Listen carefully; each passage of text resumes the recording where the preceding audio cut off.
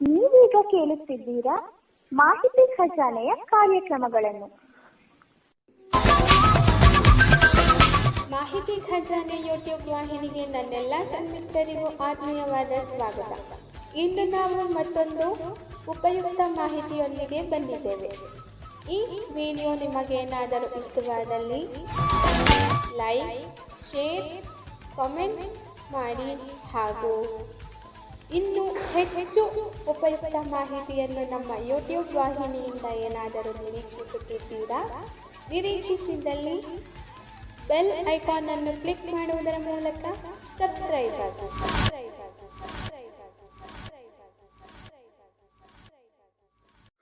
ನಮಸ್ಕಾರ ಸ್ನೇಹಿತರೆ, ಮಾಹಿತಿ ಖಜಾನೆಯ ಇವತ್ತಿನ ಆರೋಗ್ಯ ಸಲಹೆ ಈ ಕಾರ್ಯಕ್ರಮಕ್ಕೆ ಪ್ರೀತಿಯ ಸ್ವಾಗತ. ನಿಮ್ಮ ಜೊತೆಯಾಗಿರೋದು ನಿಮ್ಮ ಶರತ್. ಇವತ್ತು ನಿಮ್ಮ ಜೊತೆಯಾಗಿದ್ದೀನಿ ಸ್ನೇಹಿತರೆ.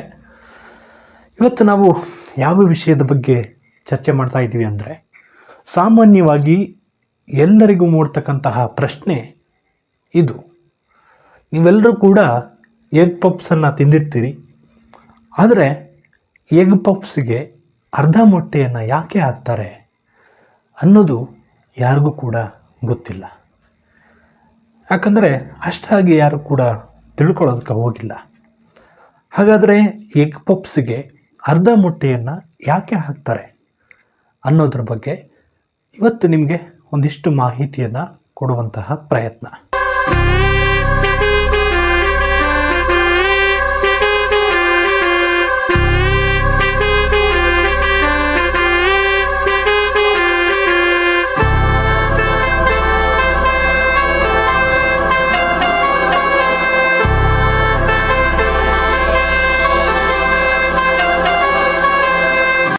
ಬನ್ನಿ, ಹೆಚ್ಚು ತಡ ಮಾಡದೆ ಇವತ್ತಿನ ಸಂಚಿಕೆಯನ್ನು ಪ್ರಾರಂಭ ಮಾಡೋಣ.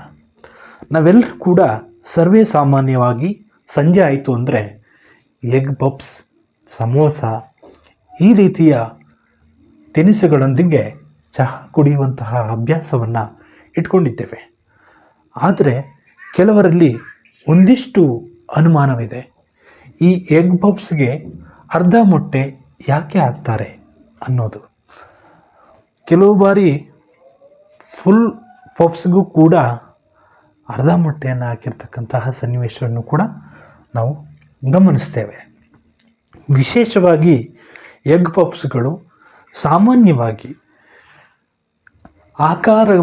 ತನ್ನ ಒಂದು ಆಕಾರವನ್ನು ಕಾಪಾಡಿಕೊಳ್ಳೋದಕ್ಕೆ ಇದನ್ನು ಅರ್ಧ ಮೊಟ್ಟೆಯನ್ನು ಹಾಕ್ತಾರೆ.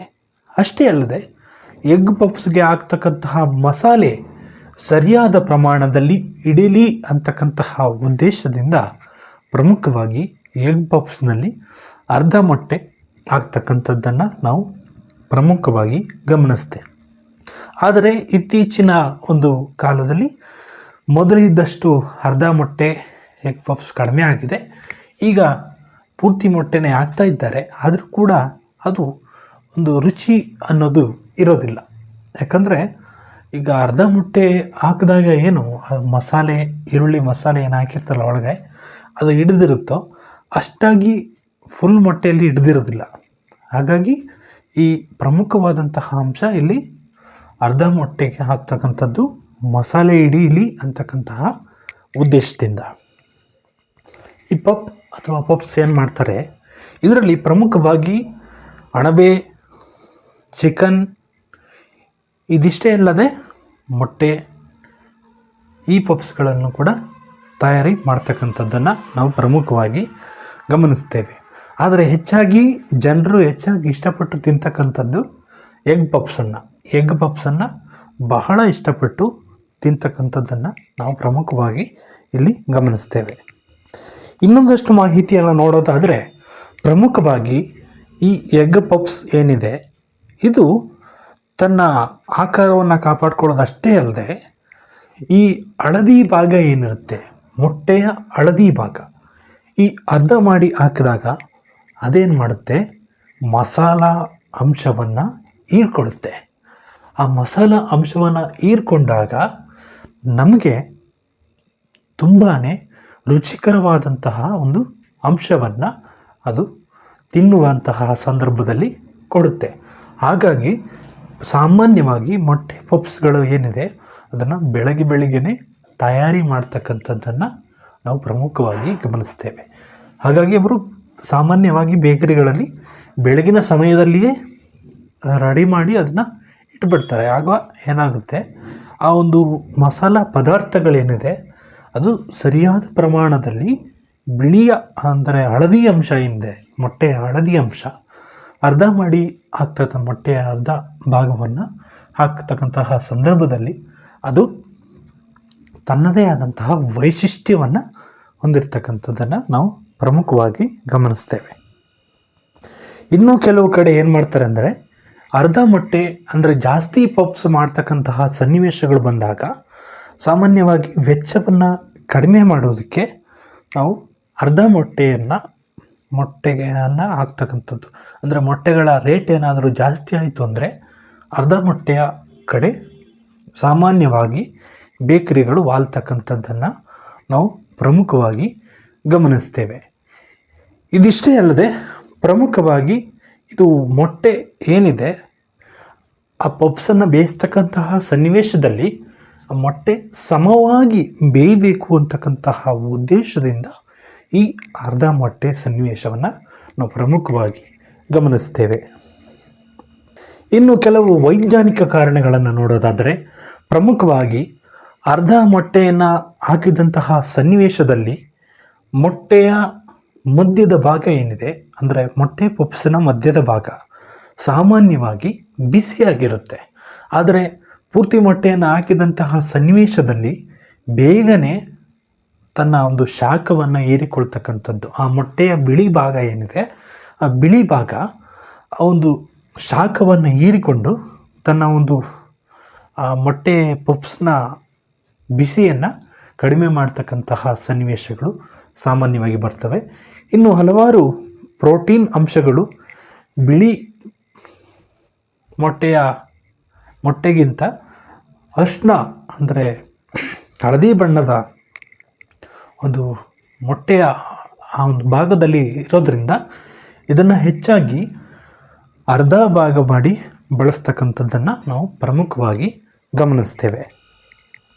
ಇನ್ನು ಪೂರ್ತಿ ಬೇಯಿಸಿದ ಮೊಟ್ಟೆಯ ಪ್ರೋಟೀನ್ ಅಂಶಗಳು ಹೆಪ್ಪುಗಟ್ಟೋದ್ರಿಂದ ಹಾಗಾಗಿ ಸ್ವಲ್ಪ ಕಡಿಮೆ ಪ್ರಮಾಣದಲ್ಲಿ ಬೇಯಿಸ್ತಕ್ಕಂಥದ್ದನ್ನು ನಾವು ಪ್ರಮುಖವಾಗಿ ಗಮನಿಸ್ತೇವೆ. ಕಡಿಮೆ ಬೇಯಿಸಿದ ಮೊಟ್ಟೆಯನ್ನು ಹಾಕಿದ್ರೆ ಹೆಚ್ಚು ಕಾಲ ಅದು ಶಾಖವನ್ನು ತನ್ನಲ್ಲಿ ಉಳಿಸ್ಕೊಂಡಿರುತ್ತೆ.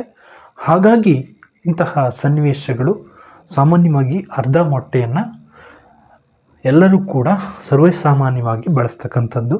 ಕೆಲವರು ಪೂರ್ತಿ ಮೊಟ್ಟೆ ಇರೋದು ಕೊಡಿ ಅಂತ ಕೇಳಿದ್ರೂ ಕೂಡ ಅದು ಕೊಡ್ತಕ್ಕಂಥದ್ದು. ಯಾಕಂದರೆ ಈಗ ಬೇಡಿಕೆ ಜಾಸ್ತಿ ಬಂದಾಗ ಏನು ಮಾಡೋದಕ್ಕಾಗಲ್ಲ, ಆವಾಗ ಪೂರ್ತಿ ಮೊಟ್ಟೆದು ಕೂಡ ನಾವು ಮೊಟ್ಟೆ ಪಪ್ಸನ್ನು ಮಾಡ್ತಕ್ಕಂತಹ ಸನ್ನಿವೇಶ ಬರಬೇಕಾಗತ್ತೆ. ಇನ್ನು ಕೆಲವು ಸಂದರ್ಭದಲ್ಲಿ ಆ ಮೊಟ್ಟೆ ಪಪ್ಸ್ ಏನಿರುತ್ತೆ ಅದನ್ನು ಕತ್ತರಿಸಿದಂತಹ ಸನ್ನಿವೇಶಗಳಲ್ಲಿ ಚೆನ್ನಾಗಿ ಕಾಣಿಸೋದಿಲ್ಲ ಅಂತಕ್ಕಂತಹ ಉದ್ದೇಶ ಇದ್ದರೆ, ಮತ್ತೊಂದು ಕಡೆ ಈ ಅರ್ಧ ಮೊಟ್ಟೆಯನ್ನು ಬಳಸಿ ಮಾಡಿದಂತಹ ಪಪ್ಸ್ ಏನಿದೆ ಅದು ಸರ್ವೇ ಸಾಮಾನ್ಯವಾಗಿ ಬಹಳ ರುಚಿಕಟ್ಟಾಗಿರುತ್ತೆ. ಹಾಗೆ ಮಸಾಲೆ ಅಂತಕ್ಕಂತಹ ಅಂಶ ಸರಿಯಾದ ಪ್ರಮಾಣದಲ್ಲಿ ಹಿಡಿದು ಇನ್ನಷ್ಟು ರುಚಿಯನ್ನು ಕೊಡ್ತಕ್ಕಂಥದ್ದನ್ನು ನಾವು ಪ್ರಮುಖವಾಗಿ ಗಮನಿಸ್ತೇವೆ. ಹಾಗಾಗಿ ಪ್ರತಿಯೊಬ್ಬರು ಕೂಡ ಹೆಚ್ಚಾಗಿ ಅರ್ಧ ಮೊಟ್ಟೆ ಇರ್ತಕ್ಕಂತಹ ಪಪ್ಸನ್ನು ತಿಂತಕ್ಕಂಥದ್ದನ್ನು ನಾವು ಪ್ರಮುಖವಾಗಿ ಗಮನಿಸ್ತೇವೆ. ಇನ್ನು ಪ್ರಮುಖವಾಗಿ ಒಂದು ಮೊಟ್ಟೆಯಿಂದ ಹೆಚ್ಚು ಪಪ್ಸನ್ನು ತಯಾರು ಮಾಡಬಹುದು ಅಂತಕ್ಕಂತಹ ಉದ್ದೇಶ ಒಂದಾದರೆ, ಪ್ರಮುಖವಾಗಿ ಈ ರುಚಿ ಸಮತೋಲನವಾಗಿರಬೇಕು, ಅಂದರೆ ಈ ಮಸಾಲ ಪದಾರ್ಥಗಳು ಸಮತೋಲನವಾಗಿ ಹಿಡಿಬೇಕು ಅಂತಕ್ಕಂತಹ ಉದ್ದೇಶದಿಂದ ಅರ್ಧ ಮೊಟ್ಟೆಯನ್ನು ಪ್ರಮುಖವಾಗಿ ಬಳಸ್ತಕ್ಕಂಥದ್ದು. ಇನ್ನು 2005ರಲ್ಲಿ ಈ ಮೊಟ್ಟೆ ಪಪ್ಸ್ ಏನಿದೆ ಇದರ ಬಗ್ಗೆ ಹಲವಾರು ಸಂಶೋಧನೆಗಳು ತಮ್ಮದೇ ಆದಂತಹ ವರದಿಯನ್ನು ನೀಡುತ್ತೆ. ಕೆಲವರು ಈ ಪಪ್ಸನ್ನು ಜಾಸ್ತಿ ಪ್ರಮಾಣದಲ್ಲಿ ತಿನ್ನಬಾರ್ದು ಅಂತಕ್ಕಂತಹ ಒಂದು ಸಂಶೋಧನೆಯನ್ನು ಮಾಡ್ತಾರೆ. ಅಂದರೆ ಹೆಚ್ಚು ಮೈದಾ ಅಂಶವನ್ನು ಬಳಸಿರೋದ್ರಿಂದ ಇದರಲ್ಲಿ ಪ್ರಮುಖವಾಗಿ ಯಾವಾಗಲೂ ಕೂಡ ವ್ಯಕ್ತಿಗೆ ಹೊಟ್ಟೆ ತುಂಬಿದ ಅನುಭವ ಆಗುತ್ತೆ. ಅಷ್ಟೇ ಅಲ್ಲದೆ ಈ ಪಪ್ಸನ್ನು ಹೆಚ್ಚಾಗಿ ಸೇವನೆ ಮಾಡೋದರಿಂದ ತೂಕ ಜಾಸ್ತಿ ಆಗ್ತಕ್ಕಂಥದ್ದು, ಅಷ್ಟೇ ಅಲ್ಲದೆ ಬೊಜ್ಜು ಬೆಳೀತಕ್ಕಂತಹ ಸನ್ನಿವೇಶಗಳಿದೆ ಅಂಥೇಳಿ 2005ರಲ್ಲಿ ಸಂಶೋಧಕರು ತಮ್ಮ ಒಂದು ಅಭಿಪ್ರಾಯವನ್ನು the food of in label ಅಂತಕ್ಕಂತಹ ಪುಸ್ತಕದಲ್ಲಿ ಉಲ್ಲೇಖ ಮಾಡಿದ್ದಾರೆ. ಇನ್ನು ಕೊನೆಯದಾಗಿ ಒಂದು ವಿಷಯ ನಿಮ್ಮ ಗಮನಕ್ಕೆ ತರೋದಕ್ಕೆ ಬಯಸ್ತೀನಿ. ಮೊಟ್ಟೆ ಪಪ್ಸ್ ತಿಂತಕ್ಕಂಥದ್ದು ಒಳ್ಳೆಯದು, ಆದರೆ ಹೆಚ್ಚು ಮಾಡಿಕೊಳ್ಳದೆ ತಮ್ಮ ಆರೋಗ್ಯದ ಕಡೆ ಗಮನ ಕೊಡುವುದು ಕೂಡ ಬಹಳ ಮುಖ್ಯ ಆಗುತ್ತೆ. ಹಾಗಾಗಿ ಊಟ ಮಾಡದೆ ಪಪ್ಸನ್ನೇ ತಿಂದ್ಕೊಂಡು ಕಾಲ ಕಳಿತೀನಿ ಅಂತಕ್ಕಂಥದ್ದು, ಅಥವಾ ಊಟ ಮಾಡದೆ ಟೀ ಜೊತೆ ಪಪ್ಸ್ ತಿಂದ್ಕೊಂಡು ನಾನು ಹೇಗೋ ಕಾಲ ಹಾಕ್ತೀನಿ ಅಂತ ಈ ರೀತಿ ಯೋಚನೆ ಮಾಡೋದಕ್ಕೆ ಹೋಗಬೇಡಿ. ನಿಮ್ಮ ಆರೋಗ್ಯ ನಿಮ್ಮ ಕೈಲಿದೆ, ನಿಮ್ಮ ಕುಟುಂಬ ನಿಮ್ಮ ಜೊತೆ ಇದೆ. ಇದನ್ನು ಮರೀದೆ ನೀವು ನಿಮ್ಮ ಜೀವನವನ್ನು ರೂಪಿಸ್ಕೊಳ್ಳಿ ಅಂತ ಹೇಳ್ತಾ, ಇನ್ನು ಯಾರು ಸಬ್ಸ್ಕ್ರೈಬ್ ಮಾಡದೆ ನೋಡ್ತಾ ಇದ್ದೀರಿ, ಈ ಕೂಡಲೇ ಈ ಪ್ರಯತ್ನ ನಿಮಗೆ ಇಷ್ಟ ಆಯಿತು ಅಂದರೆ ಸಬ್ಸ್ಕ್ರೈಬ್ ಮಾಡ್ಕೊಳ್ಳಿ. ನಿಮ್ಮ ಪ್ರೀತಿ ಪಾತ್ರರೊಂದಿಗೆ ಹಂಚ್ಕೊಳ್ಳಿ. ನಿಮ್ಮ ಗ್ರೂಪ್ಗಳಿರುತ್ತೆ, ನಿಮ್ಮ ಸ್ನೇಹಿತರಿರ್ತಾರೆ, ಅವ್ರಿಗೆಲ್ಲ ಹಂಚಿ. ಹಾಗೆ ಅವ್ರಿಗೂ ಕೂಡ ಸಬ್ಸ್ಕ್ರೈಬ್ ಮಾಡ್ಕೊಳ್ಳೋದಕ್ಕೆ ಹೇಳಿ. ಎಲ್ರಿಗೂ ಒಳ್ಳೆಯದಾಗಲಿ. ಮತ್ತೆ ಮುಂದಿನ ಕಾರ್ಯಕ್ರಮದಲ್ಲಿ ಮತ್ತಷ್ಟು ವಿಶೇಷತೆಯೊಂದಿಗೆ ಭೇಟಿ ಆಗ್ತೀನಿ. ಅಲ್ಲಿವರೆಗೂ ಶರತ್ಗೆ ಅನುಮತಿ ಕೊಡಿ. ನಮಸ್ಕಾರ.